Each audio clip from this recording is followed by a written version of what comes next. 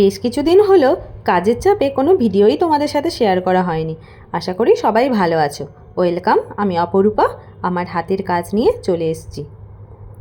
Glass oil কন্টেনারের ওপর একটু design করেছি, তারই ভিডিও তোমাদের সাথে আজ শেয়ার করব। দুটো কন্টেনার রয়েছে, দুটো কন্টেনারে দুটো আলাদা আলাদা কালার ইউজ করেছি। দিনের বেলাতে কাঁচের ওপরে কাজটা না ঠিকঠাক বোঝানোই যায় না। ভাবলাম দিনের আলোতে ফটোটা খুব ভালো আসবে, বাট ব্যাকগ্রাউন্ডে যেটা আছে সেটা চলে আসছে, তো তাই কাজটা ভালো করে বোঝানোই হচ্ছিল না। এখন মনে হচ্ছে যদি রাতের বেলায় ফটোটা তুলতাম তাহলে বেশি ভালো হতো।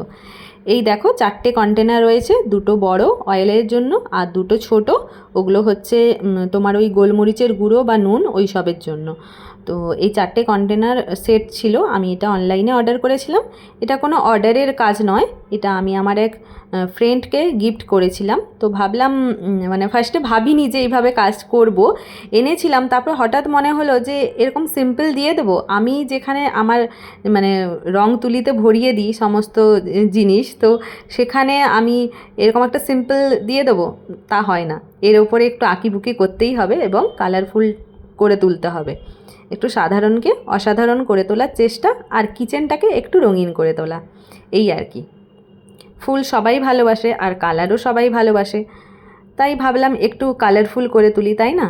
আজকালে জীবনে এত সমস্যা, চারদিকে যা পরিবেশ পরিস্থিতি, আর লাইফে যেন সমস্যা শেষই নেই। সেগুলোকে বড় করে না দেখে যদি আমরা জীবনটাকে রঙিন করে তুলি এবং সব কিছুটাই পজিটিভভাবে নিই, তাহলে একটু মনে হয় জীবনটা একটু কষ্টটা কম হয়, তাই না? সমস্যা তো আমরা এড়াতে পারবো না, প্রবলেম থাকবেই, এটাই লাইফ। কিন্তু আমরা যদি একটু চারপাশটাও একটু রঙিন করে তোলার চেষ্টা করি, তাহলে আমার মনে হয় যে একটু মনটা ভালো লাগে, তাই না? আশেপাশের এনভায়রনমেন্টও কিন্তু মাইন্ড চেঞ্জ করতে অনেক হেল্প করে। যাই হোক, অনেক জ্ঞান দিয়ে ফেললাম। তো দুটো কন্টেনার আছে, দুটোকে আলাদা আলাদা রং করেছি, ওটা তো তোমাদের ফার্স্টেই আমি ভিডিওটা শেয়ার করেছিলাম। আর এটা আমি যে কাজ করছি তারই ভিডিওটা দেখাতে তোমাদের কাছে যতটুকু টাইম লাগছে, করতে কিন্তু অনেকটাই টাইম লেগেছে। কারণ একটা একটা রং ভালোভাবে না শোকালে রং করাটা সম্ভব না। এই কাঁচের কন্টেনারগুলো ক্লিন রাখার একটা টিপস দিয়ে দিই। এরকম যদি কাজ করা তোমাদের থাকে বা তোমরা নিজেরা কাজ করে বাড়িতে ইউজ করো, তাহলে সেক্ষেত্রে নখ দিয়ে বা কোনো ধারালো জিনিস দিয়ে খুঁড়িয়ে দেবে না, বা চাকু দিয়ে বা নখ দিয়ে, তাহলে সেখানে কি হয়, রঙগুলো উঠে যায়।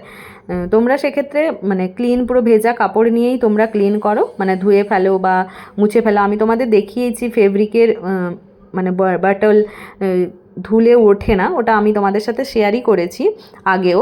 তো তোমরা ঠিকঠাকভাবে যদি রাখো তাহলে উঠে যাবে না আর কি, ঠিকঠাকভাবে থাকবে। এই হচ্ছে কাজ। এগুলো হচ্ছে ছোট যে কন্টেনারগুলো, তার মধ্যেও ছোট ছোট ফুল করে দিলাম। এবারে ফাইনাল লুকটা তোমরা দেখো।